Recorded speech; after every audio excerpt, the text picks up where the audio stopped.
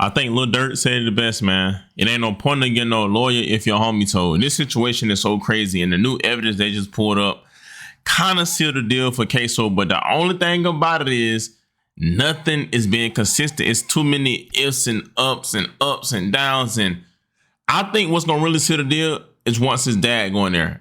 But the way this trial going, it's looking good for Scotty. I really feel like he may get the lower sentence, but if Ksoo be found guilty, it will be the end of him. But one thing I can say, their arguments are not being consistent, bruh. And it's not looking good, I ain't gonna lie. Is that Chris?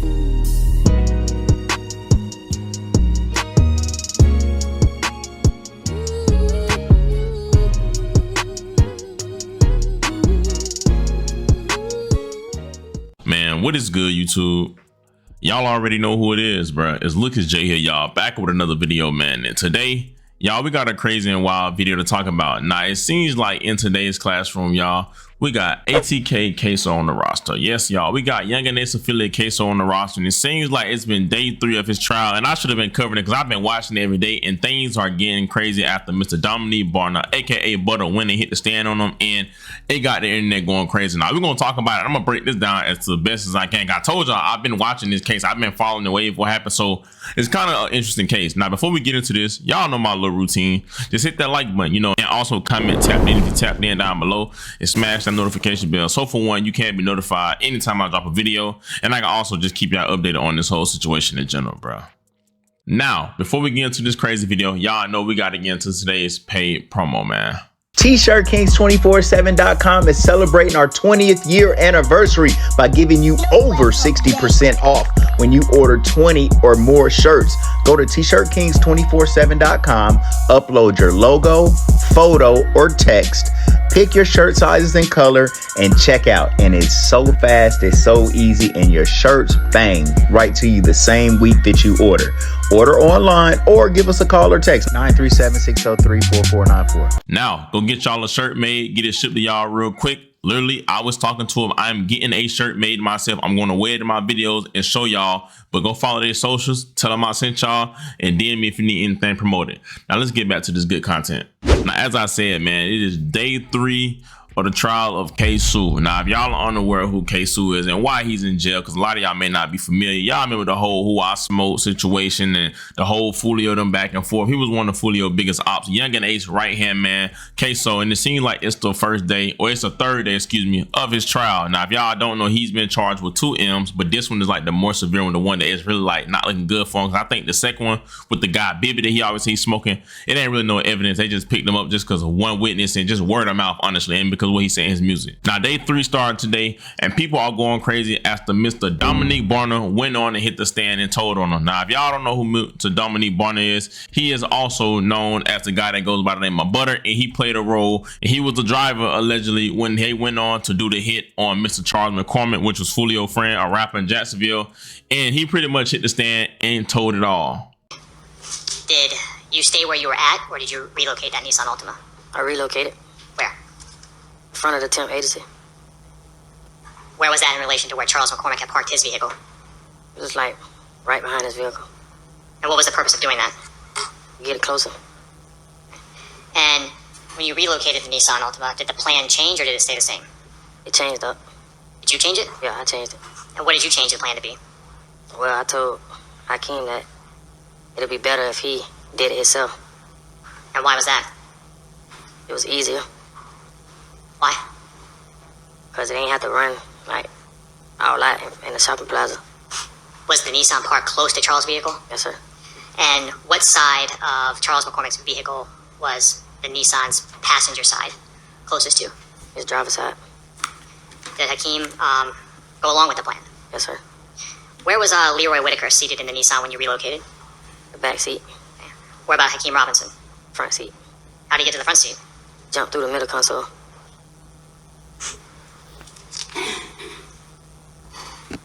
When y'all were at that location and were still waiting for Charles McCormick to come out, was there any discussion about what firearm was going to be used? Well, Hakeem wanted to use my firearm. Your handgun? Yeah. Why? I have no idea. Did you let him use your handgun? Nah. You didn't want him to use it? Nah. If he had used it, what would you have to do with it? Get rid of it. Did Hakeem Robinson ever touch your handgun? Yeah. How? He picked it up. It was like, I'm finna use this. I was like, I said, no, you're not. So what happened when Charles McCormick came out? Well, Hakeem jumped out. Jumped out of what? Jumped out of the car. Was that the plan? No, sir. All right. How was that different from what the plan was? Well, I came up with a plan of getting closer to his car so when he get in the car, he could jump out of the passenger seat and shoot him as soon as he got in his vehicle. I could pull off faster. And did you wait for Charles McCormick to get closer to his vehicle or get into the vehicle? No. What happened after Hakeem jumped out of the Nissan? Shot at him. Shot at who? McCormick. Did McCormick stay there? No. What did he do? He ran. What did Hakeem Robinson do? Chased him.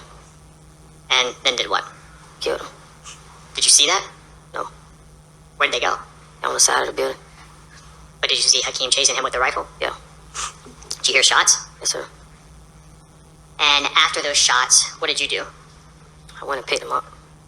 Picked who up? Picked Hakeem up. Where did Hakeem go when you pulled up to pick him up? Say that again? When you went to pick Hakeem up, where in the vehicle did he go? Oh, he got back into the passenger seat. Then what happened? I pulled off. Where'd you go? Went to towards the front entrance of the shopping plaza. Did anything happen on your way out of the shopping plaza? Yeah. What was that? The police got behind us. What did you think when the police got behind you? What did I think? Yeah. It's time to go. Okay. Did you start speeding? Yes, sir. Did you drive kind of recklessly? Yes, sir. Do you know where you were going? No, sir. Do you know what streets you made it to? Yes, sir. What was that? Townsend. What kind of area is Townsend? It's a residential neighborhood. Did the officers continue to follow you? Yes, sir. At some point, did your car crash? Yes, sir. Where? On Townsend Boulevard. What was that next to? Where you crashed? Was there anything around it? Houses. What's that? Houses. Houses, okay. And what did you crash into? Small tree. Small tree? Yeah. That disabled the vehicle? Yes, sir.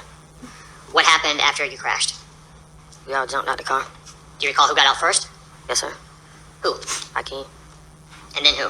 Scotty. Right. When Hakeem got out, what did he do? He ran a different way from us. All right. What direction was that? Well, we ran in front of the car. He ran to the right of us. So across the street in the opposite direction? Did Hakeem take anything with him? Yes, sir. What was that?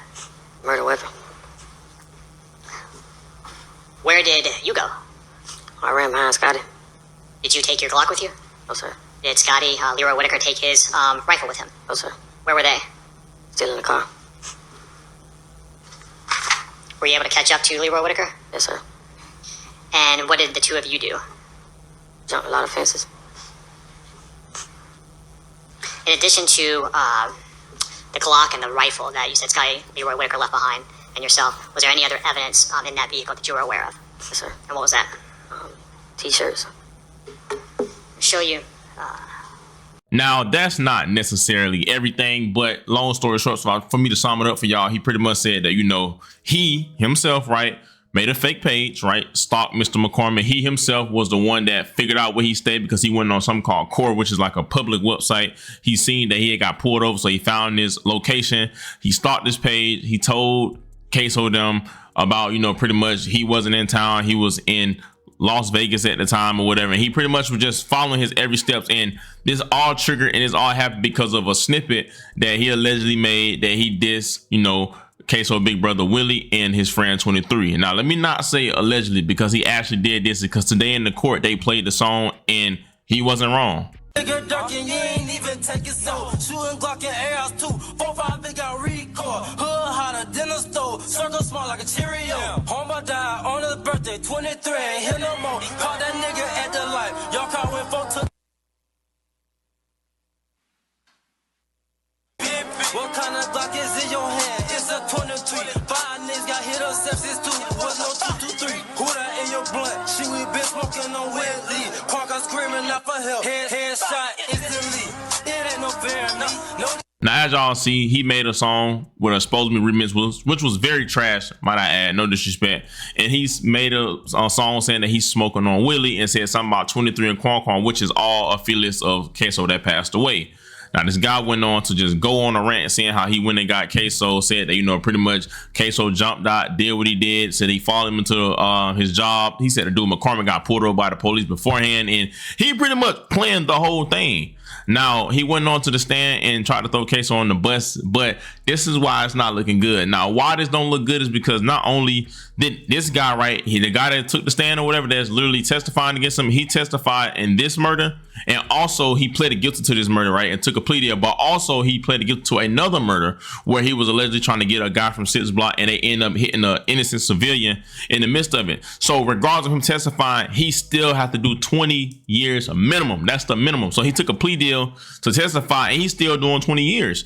Now the reason why I say this it may not add up is due to the fact on his end is because he's saying all this, but when Ksoo lawyer went on there, he literally admitted to lying under oath. He literally said he took the oath and he lied. He admitted to it on the stand. So therefore, I don't know how this can stick, because at that point, nothing you say is believable. Now, fun fact about this case, everybody keeps saying Ksoo was the guy, and the guy Scotty, fun fact, I feel like he may go to jail because he was with Dominique Barner allegedly after they did the hit, after they jumped through some people's backyard, which y'all can see the video of them jumping the gate. They ran into a woman's house and held her hostage so that they can call Ksoo daddy to pick him up. But really, he never let off no shot. He was in the car, but he never did that. So basically, I feel like if they get found guilty, Scotty will have the lighter sentence. I feel like at most, with a good lawyer, he gonna get probably like 10 to 15 because he gonna just get a home invasion more than anything, because he never fired a shot. He was just with them.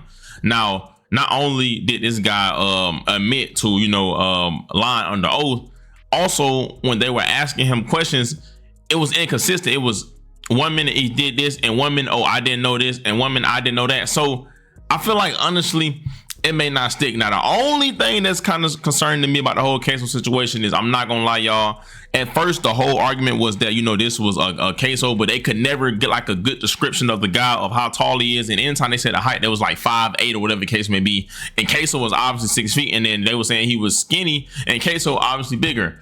But this is why it is so hard doing a crime in 2025, because literally today, one of the guys went on there and did a scan, and as y'all see, they literally did a 3D scan, right, of Ksoo. You can see him standing up, whatever. And they did a 3D scan of the guy running, chasing behind Mr. McCormick with a weapon. And literally, it kind of looks like Ksoo from behind. Now, mind you, the guy that did the scan, he said when he did the scan, it wasn't to confirm that it was Ksoo, right? He was just doing a side-by-side examination, but he never said for once that he could confirm that it was Ksoo. Now, I'm not gonna lie, this guy, Dominique Barner, went up there, and I ain't gonna lie, he told it all. And like right now, as I'm talking, he's still on the stand cooperating. But the only thing about it is that his arguments are not making sense. And the way the judge or the way the attorneys pretty much like had him in a corner is really making it look like he just saying whatever so that he can get himself a lighter sentence. And he may not necessarily be 100% correct on everything, or he not 100% accurate. He just want to look out for his own good, because a lot of things he was saying didn't include Hakeem necessarily in. It just make the whole case look bad. Now, the only thing that's very, very concerning to me about this case is that's just the first guy that's testifying. I don't know if y'all know Mr. Dominique Barner, right?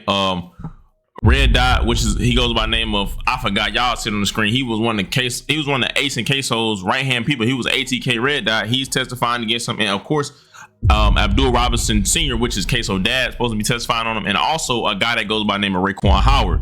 Now, I did my research on a guy named Raekwon Howard.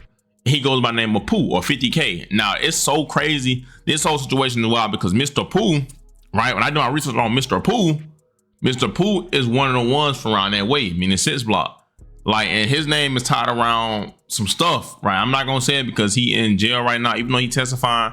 His name is tied around some stuff, like one of the biggest stuff, if you get what I'm saying. His name is alleged around something that could probably get him the death penalty if you picking up what I'm putting down. Now, I don't know how true that is, but it's crazy because this guy has a reputation of being a top killer or top smacker, but he's testifying on Ksoo because allegedly, before Ksoo did the hit on Mr. Charles McCormick, he called Pooh and told him, check the news, somebody lacking. Saying that he called his homeboy lacking, and he pretty much told Pooh before, you know what I'm saying, that they got somebody. Now, they haven't played that audio in the court or nothing yet, but this is all what Mr. Dominique Barnes is saying.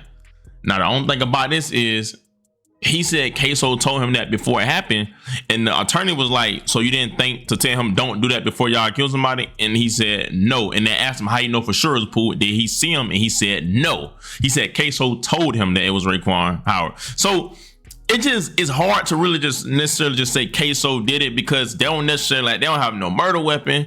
They have a weapon that Ksoo had in the music video, but the weapon that they found in the cart, they said it wasn't even fired.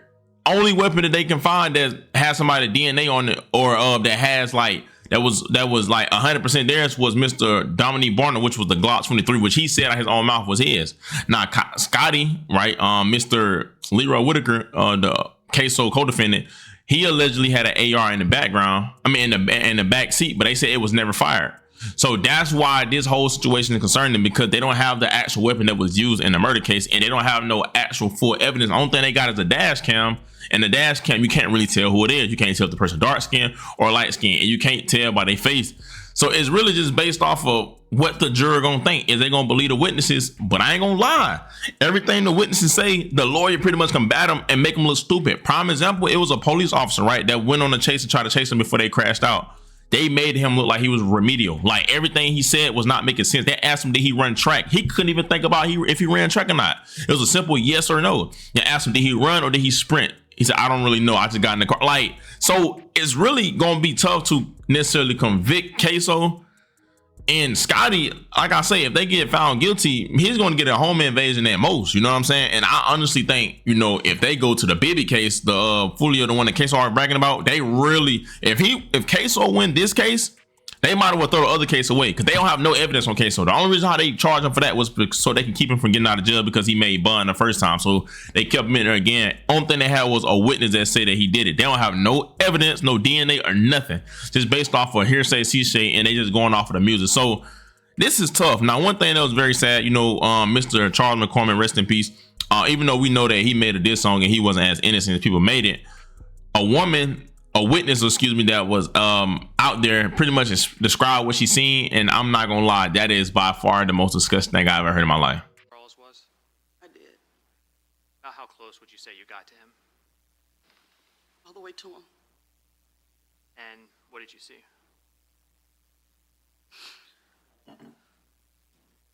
His leg was separated and half his face was gone.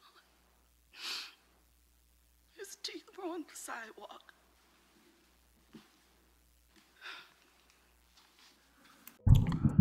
Now, as y'all see, she said that his legs were separated and said that his teeth was on the concrete and his face was pretty much just like blew apart. Now, y'all know Ksoo had a song. He said, I caught a nigga lacking it that stove up his face. So this the thing that gonna mess him up, bro. The stuff he said in his music, it's like, God damn, nigga, you had to make it, you had to say verbatim what happened, you know? But at the end of the day, you got to prove something. You have to prove it, and they don't necessarily have enough evidence just yet. But I feel like once the dad and them go in there and their story starts sounding similar, it's going to be hard to necessarily, you know, fight it. You know, it's just a crazy situation. But I will keep y'all updated on this, man. Give me y'all thoughts and opinions down below, and let me know how y'all feel about this in the comment section, bro. Y'all already know who it is. It's Lucas J. Thank God for another day, man. Y'all be safe. I love y'all. Christ was y'all so much more than I ever will. And yeah, bro, I'm out, man.